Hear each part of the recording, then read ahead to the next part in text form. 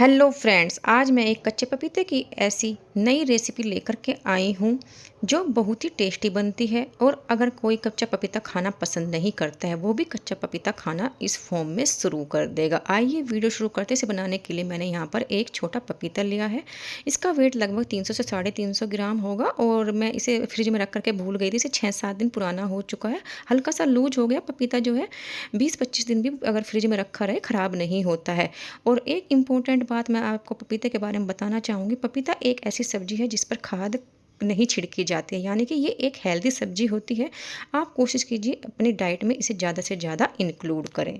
सबसे पहले हमें पपीते को पीलर की हेल्प से छील लेना है। मैंने नाइफ से छीलने की कोशिश की, लेकिन जो मेरा पपीता था वो थोड़ा सा लूज हो गया है क्योंकि पुराना हो गया है, इसलिए मैंने इसे पीलर से छील लिया है। अब बाकी आप दोनों चाकू में से कोई से भी चाकू से इसे छील सकते हैं। इसके छीलने के बाद हमें अच्छे से वॉश कर लेना है और जो ऊपर जहाँ से हम इस पपीते को पेड़ से अलग करते हैं डंठल हमको हटा देनी है। अब जैसे ही मैंने इसको 2 पीस में कट किया, इसके अंदर आज सीड्स नहीं निकले हैं, लेकिन सीड्स का जो पार्ट होता है उस पर हल्के हल्के से निशान बने हुए हैं, वो हमें हटा देना है। अगर हम इसको ऐसे नाइफ से नहीं खुरचेंगे, हो सकता है जो हमारी पपीते की सब्जी बने वो कड़वी बने। सब्जी में कड़वाहट को रोकने के लिए हमें इस पार्ट को हटाना ज़रूरी है, भले ही इसमें बीज ना हो।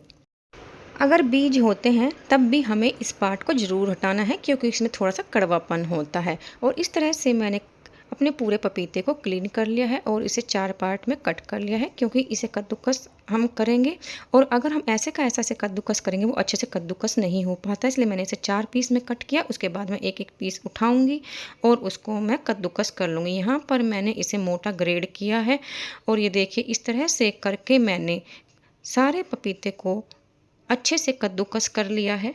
कद्दूकस करने के बाद हमें 1 टीस्पून के लगभग नमक लेना है और उस नमक को कद्दूकस किए हुए पपीते में अच्छे से मिक्स कर लेना है। और इस नमक को अच्छे से मिक्स करने के बाद हम इसे कम से कम 10 से 15 मिनट और ज़्यादा आप जितना टाइम चाहें, जब आप बनाना चाहें तब इस रेसिपी को बना सकते हैं। अगर लंबा टाइम छोड़ देते हैं उससे भी इसमें कोई फ़र्क नहीं पड़ने वाला है। और ये देखिए मैंने नमक को अच्छे से मिक्स कर दिया। अब मैं इसे 10 से 15 मिनट ऐसे ही छोड़ दूँगी। जब तक हमारा पपीता रेस्ट कर रहा है तब तक हम आगे की प्रिपरेशन कर लेते हैं। इसके लिए मैंने यहाँ पर 2 मीडियम साइज़ के लाल लाल टमाटर लिए हैं ताकि हमारी सब्ज़ी में हमें कश्मीरी लाल मिर्च ऐड ना करनी पड़े और उसके बिना ही हमारी सब्ज़ी का कलर अच्छा आए। ये भी एक ट्रिक है, अगर आप कश्मीरी लाल मिर्च को अवॉइड करना चाहते हैं किसी सब्ज़ी में, आप लाल लाल टमाटर लीजिएगा, उससे भी उसका कलर लाल रंग का अच्छा आ जाता है और कश्मीरी मिर्च ऐड नहीं करनी पड़ती है। अब मैंने यहाँ पर इन टमाटरों को अच्छे से वॉश कर लिया है और उसके बाद रफली चॉप करके एक हरी मिर्च के साथ हमें मिक्सी जार में ले लेना है और इसकी प्यूरी बना लेनी है। ये देखिए हमारी टमाटर की प्यूरी भी तैयार हो चुकी है। अब हमें एक शिमला मिर्च लेनी है। मेरे पास जो शिमला मिर्च है वो बड़े साइज़ की है और मैंने इसे पानी से अच्छे से वॉश कर लिया है। मैं इसमें से केवल आधा ही यूज करूँगी। आप कितनी क्वांटिटी में सब्ज़ी बनाना चाहते हैं उस हिसाब से आप इनकी क्वांटिटी कम या ज़्यादा कर सकते हैं, लेकिन ध्यान रखिएगा कि हम पपीते की सब्ज़ी बना रहे हैं, बहुत ज़्यादा शिमला मिर्च हमें इसमें नहीं डालनी है। अब शिमला मिर्च को आप 2 तरीके से कट कर सकते हैं। एक तो है कि जैसे हम मंचूरियन में डालते हैं, लंबे लंबे स्लाइस करके डाल सकते हैं, या फिर मेरी तरह बिल्कुल बारीक बारीक पीस में चॉप करके डाल सकते हैं। मैंने इसे बारीक बारीक चॉप किया है क्योंकि बाद में जब ओवरऑल हमारी सब्ज़ी बन जाएगी ये लुक वाइज भी अच्छी आती है। और इसको थोड़ा सा सॉफ्ट करना, जब हम कुक करते हैं उस टाइम इसको सॉफ्ट करना भी आसान हो जाता है। इधर पपीते को रखे हुए 15 मिनट हो चुके हैं और अभी इसने पानी रिलीज नहीं किया है। अगर आपका ताज़ा पपीता हुआ इतनी देर में ही पपीता पानी रिलीज कर देगा, लेकिन क्योंकि थोड़ा सा पुराना हो गया था इसमें से पानी निकला है लेकिन वो दिखाई नहीं दे रहा है। अब 2 तरीके हैं, आप एक तो हाथ में थोड़ा थोड़ा पल्प लीजिए और इस तरह से स्क्वीज कर दीजिए। एक्चुअली हमें इसका मॉइस्चर निकालना है, इसका पानी निकाल देना है सारा, लेकिन मेरे से ऐसे से अच्छे से पानी नहीं स्क्वीज हो पाता है, इसलिए मैं नेट का यूज करूँगी। ये हमारे लिए एक जूस बनाने की नेट आती है मार्केट में। इससे जो हम मूली के पराठे बनाते हैं या हम घिया के, केले के या किसी और चीज़ के कोफ्ते बना रहे हैं या किसी भी चीज़ के पराठे जिसमें हमें मॉइस्चर अवॉइड करना होता है, आप इस नेट को यूज कीजिए। उससे उसका मॉइस्चर निकालना, स्क्वीज करना आसान हो जाता है और ये बहुत ही सस्ते में नेट मिल कर के तैयार हो जाती है और जल्दी से ख़राब भी नहीं होती है। ये देखिए मैंने थोड़ा-सा पल्प नेट के ऊपर लिया और ये देखिए इसमें से कितना सारा पानी निकल कर के आया है। मैं बाउल में जो थोड़ा-सा पल्प मैंने आपको दिखाया था हाथ से स्क्वीज़ करके थोड़ा-सा पल्प चला गया था, मैं उसको भी साथ-साथ हटाती जा रही हूँ क्योंकि मैं नहीं चाहती कि पपीता हमारा थोड़ा भी वेस्ट हो और हमारी सब्ज़ी कम पड़ जाए। ये देखिए इस तरह से टाइटली हमें स्क्वीज़ करके इसका सारा पानी निकाल लेना है। इस तरह से करके मैंने सारे पपीते का पानी स्क्वीज़ कर लिया है। मैंने पपीते को थोड़ा-थोड़ा करके 3 बार में निचोड़ा है और देखिए हमारा पपीते का पल्प तैयार हो चुका है, इसमें बिल्कुल भी मॉइस्चर नहीं है। अब इसके जो डली सी बंधी हुई है, हम उसको सारी खोल लें। इसमें कोई भी डली या गुच्छा एक साथ नहीं रहना चाहिए। उसको अच्छे से खोलने के बाद हमें इसमें 2 चम्मच, जो जनरली हम अपने घर में दाल-चावल खाने के लिए यूज़ करते हैं, वही चम्मच लेनी है और 2 चम्मच बेसन डाल देना है। अब जब भी हम कोफ्ते बनाते हैं, कई बार क्या होता है कि अगर हमारे से पपीता या कोई भी चीज़ जिसके हम कोफ्ते बना रहे हो, अगर सही से नहीं निचड़ती है, सही से स्क्वीज़ नहीं होती है, उसमें बेसन ज़्यादा चला जाता है और अगर बेसन ज़्यादा जाएगा, हमारे कोफ्ते टाइट हो जाते हैं। उस चीज़ को अवॉइड करने के लिए और इसमें बेसन का अच्छा सा टेस्ट आए, इसलिए मैंने 2 चम्मच बेसन डाल दिया है।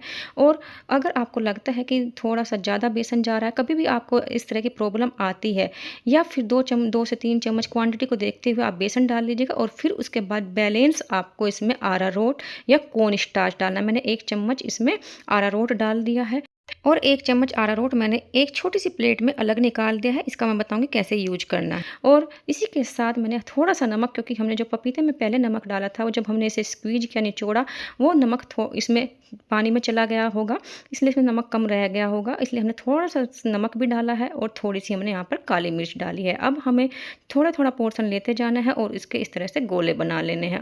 आप चाहें तो इसे ओवल शेप या फिर टिक्की की शेप भी दे सकते हैं।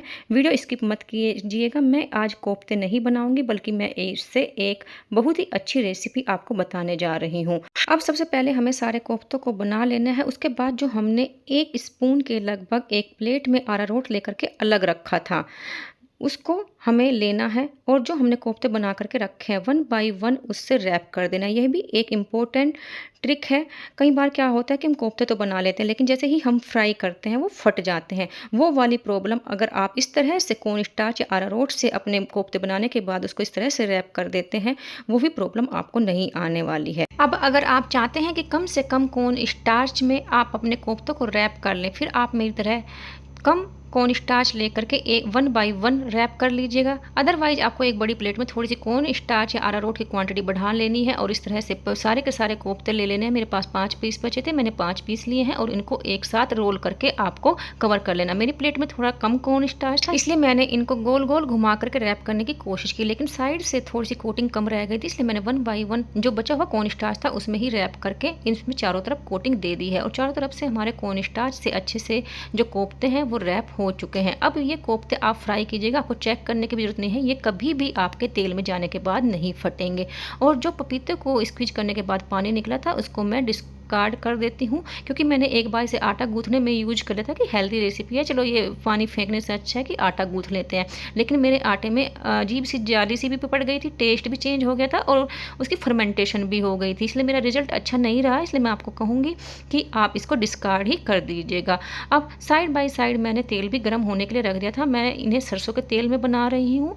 जब ऑयल का टेम्परेचर इतना गर्म हो जाए कि आप इसमें अगर छोटा सा पोर्शन कोफ्तों का डालते हैं, वो जैसे ही ऊपर आ जाए, यानी कि हमारा तेल गर्म हो चुका है। बहुत ज़्यादा गर्म तेल हमें इसके लिए नहीं चाहिए होता है, बस जैसे ही हमने इसमें छोटा सा बोल डाला वो ऊपर आ जाए, समझिए कि आपका जो तेल है वो कोफ्ते फ्राई करने के लिए तैयार हो चुका है।